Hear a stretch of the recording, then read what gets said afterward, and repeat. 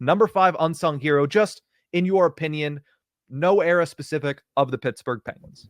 For sure. To be fair with my list, I have no particular order, so I will try and order these as quickly as I can. If I had to pick a 5, it would be Ron Hainsey.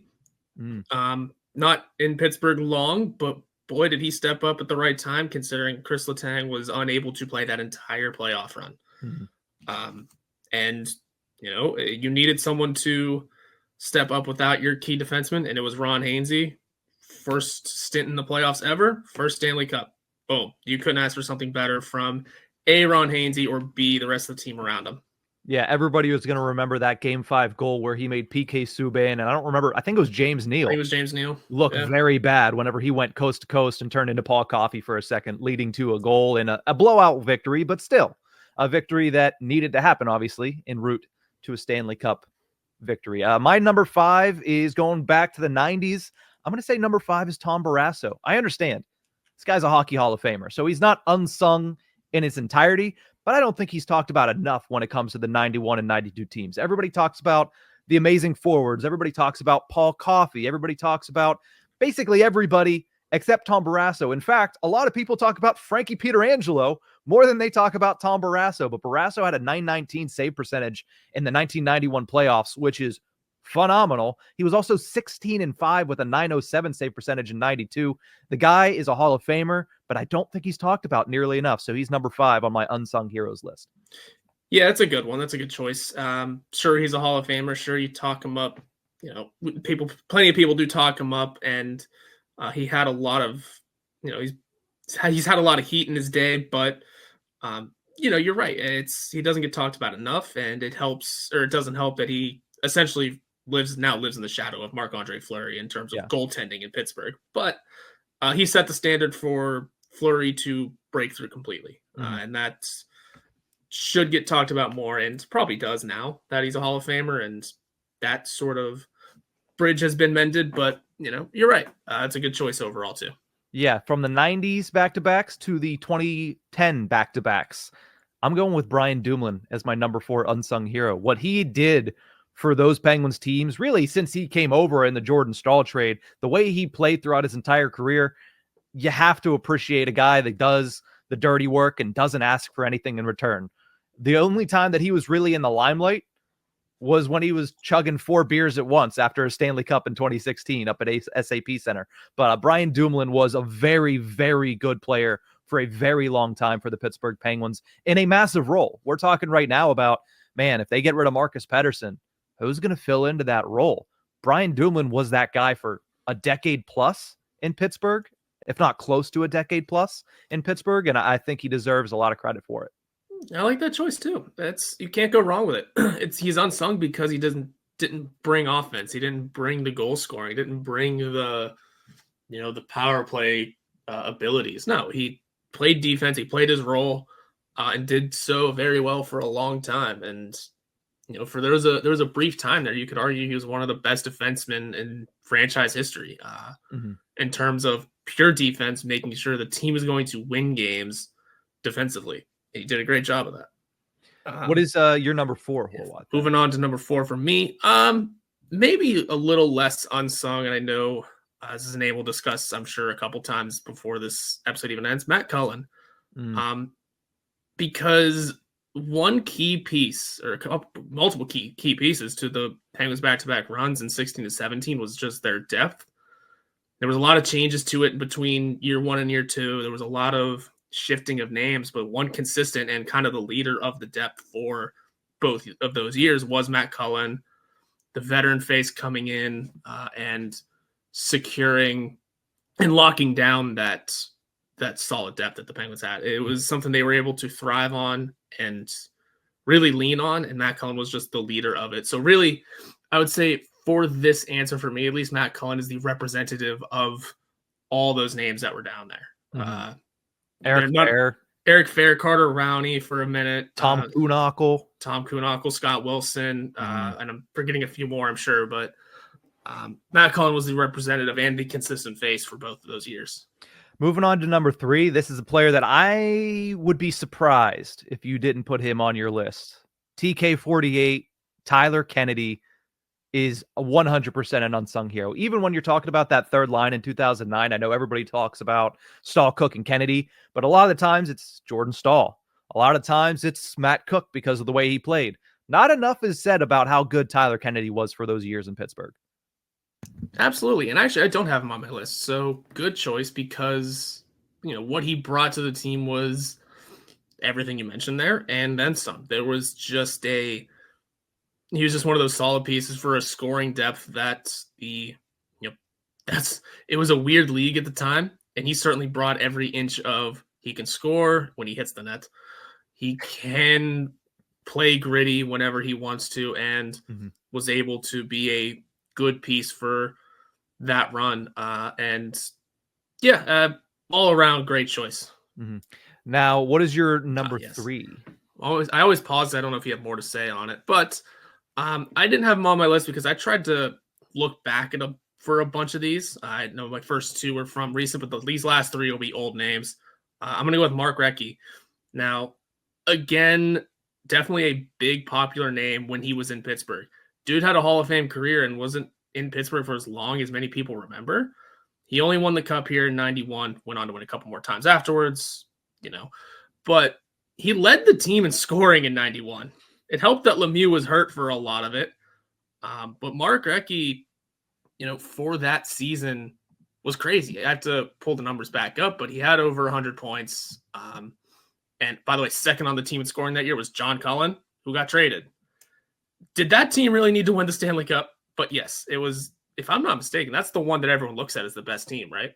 Like the historically great Penguins team, because it had Paul Coffey on it. It had... I think most people look at the 92-93 team as the best team to ever play, but they didn't win a cup. So yeah.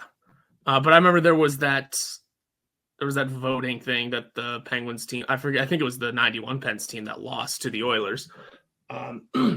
But yeah, Mark Recchi had 113 points in that season and obviously went on to help in a big way to secure the first cup in Pittsburgh. And, I think, like I said, he is obviously remembered fondly for coming back, many years later.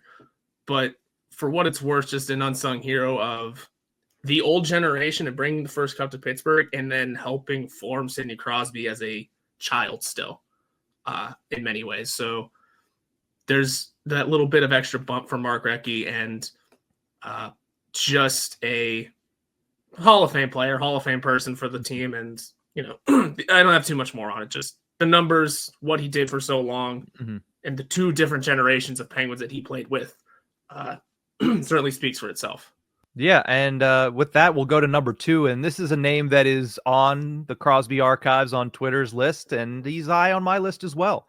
And it's Mr. Elimination Game. It's Mr. Brian Rust. It's the Rustache. It's the Rusty Razor. Whatever you call him, he's been an integral part of the Pittsburgh Penguins for the past 8 seasons, and look no further than Game 7 in 2016 against the Tampa Bay Lightning. This guy has been, you talk about the kind of the epitome of what the Penguins want young players to kind of turn into and the path that they want young players to take.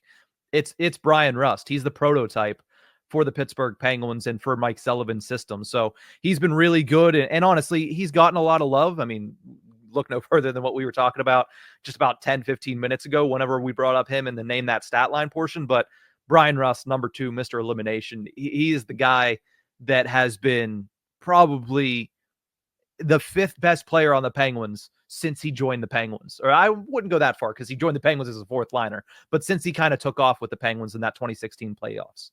Yeah, you could argue he's pretty high up there even since then. I mean, he made his presence known pretty quickly, and I like that choice as well. I'm going to move over to mine here as the number 2, and that's Hall of Famer Joey Mullen. Again, an absolutely always forgotten name in Pittsburgh history, or in Penguins history, because he was picked up as a Stanley Cup champion from the Calgary Flames and was a veteran addition. It's not like he was there to bring the high-flying goal scoring or the playmaking. He was there just as a veteran addition to be a depth piece, and he did just that with, helping secure the first cup in 91, helping with the second with 87 points, by the way, 91-92. Wasn't his career year, but for 34-year-old Joey Mullen, that's not bad. And like I said, Hockey Hall of Famer, well-deserved, and got 2 more cups to his name thanks to being a veteran presence in the Penguins lineup back then. Yeah, there were so many names on those 91, 92 teams where you look back. I mean, I remember watching throughout most of my childhood. Now I just throw on YouTube and throw on, Pittsburgh is home and enjoy it. But we had the VHS tapes of the 91, 92 teams. I wish I remembered the title of the one. It was actually about the 1989, 90 team. And that was my favorite. It was kind of like the building blocks of what became the back-to-back Stanley Cup champions. So Joey Mullen, obviously a big part of those early 90s teams, and I love his inclusion in this list. Well, we have our number one remaining, and you mentioned a little earlier about Mark Recchi being part of the group that formed young Sidney Crosby. I don't think this player is talked about enough because he didn't play in Pittsburgh very long. He was a trade deadline acquisition in 2009. He played in 2010. Then he retired. And most people now just know him as the assistant GM of the 16-17 team and now the general manager of the Minnesota Wild. Number one unsung hero, Billy Guerin. I mean, his impact on young Sidney Crosby was massive during that 2009 stretch to help push the Penguins over the finish line. 15 points in 24 games in the 09 playoffs. Somebody that, if you think back to the 09 playoffs, you probably don't remember any, or you can't pick out any Bill Guerin goals. And if you can, you're probably a sicko, and I'd probably love to sit down and have a beer with you. But Bill Guerin was truly just a player's player, and he's carried that over into a successful front office career. But I think he's a player that a lot of people, I mean, probably because he only played a season and a quarter with the Penguins, but I think what he did during his playing career, specifically in Pittsburgh, deserves a lot of praise. If I'm not mistaken, he had a big overtime goal during that run, so I do remember a Bill Guerin goal from that playoff run. So there you go. Thankfully, we've had plenty of beers together. But yeah, good choice. An extremely underrated choice because he wasn't here that long, and I think that is really what lays the groundwork for that being just a magnificent choice. And yeah, that is the only goal I can remember from Bill Guerin, though. So you got me there. I'm going to cap mine off with not a Stanley Cup winner, but again, I wanted to pull into the history for this one because of the unsung hero, Brandon Sutter. So close to winning, but he didn't. But an unsung hero for just the franchise as a whole, in terms of its history, in terms of everything it brought, Rick Kehoe. I mean, he set the numbers that Mario went on to break. Like we mentioned, Barrasso set the standard for goaltending. Rick Kehoe was the Penguin back then. I mean, he didn't surpass Jean Pronovost in goals, but he had every other offensive stat, essentially. He's still 6th all-time in points behind the obvious names. Yeah. The Lemieux, Crosby, Malkin, Yager, and Letang. And then it's Rick Kehoe with 636. So he set the standard for Penguins offense. Like I said, he didn't win a cup, but has been a key figure in the organization, as a player and then as a front office face or a coaching staff face. I forget what he did, but he's been around for a long time, and he's always been, pretty well known as a Pittsburgh Penguin. And set the standard for everything that Mario went on to crush. And that's just one of those things that can't be forgotten in the history, because you always wonder who did these greats break the numbers from. You always know Gretzky broke all of Hal's records, essentially. Lemieux broke all of Kehoe's records in this franchise. Yeah.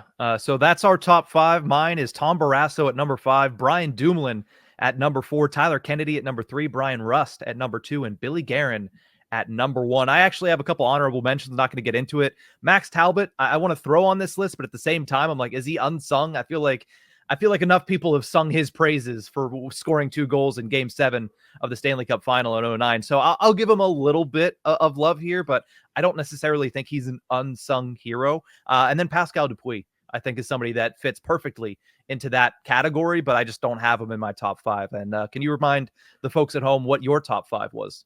I will just read down the list I had because it was in no particular order. I'll try to here. I had Ron Hainsey, Matt Cullen, Joey Mullen, Mark Recchi, and Rick Kehoe. I think I flipped Recchi and Mullen, but I didn't have an order here.